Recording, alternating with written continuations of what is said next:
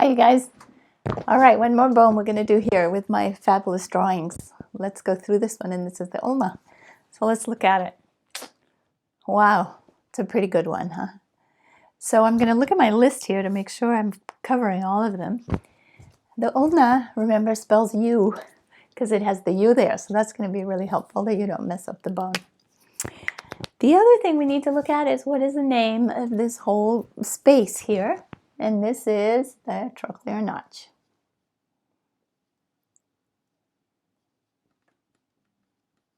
Okay, trochlear notch.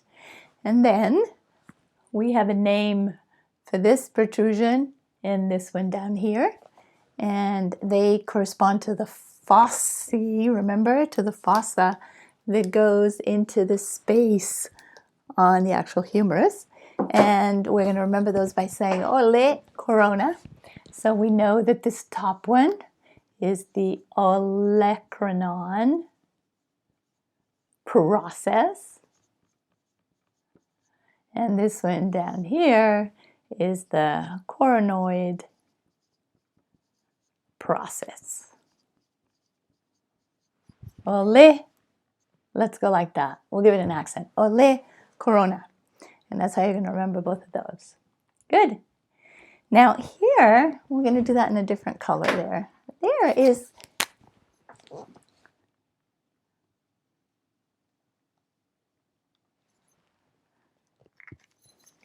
a notch. And a notch is as if I were to push into something. I push into it and I leave some sort of indentation. So that notch is left there by the radius. The radius pushed on that part of the bone and it left that little notch.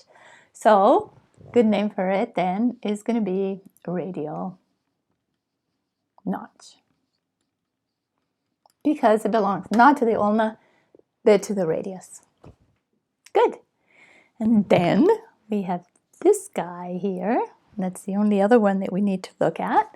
And it's sort of pokey and pointy. And if it's pointy, the word for that is styloid, kind of like a stylus pen. So that's going to be the styloid process.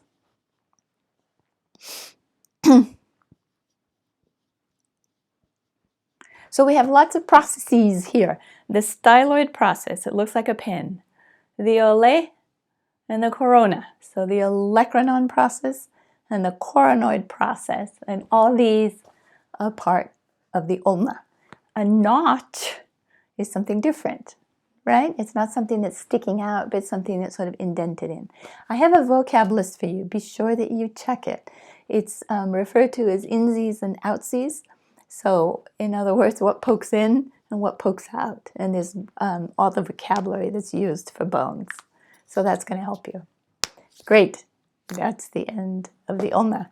And I'll cut myself off.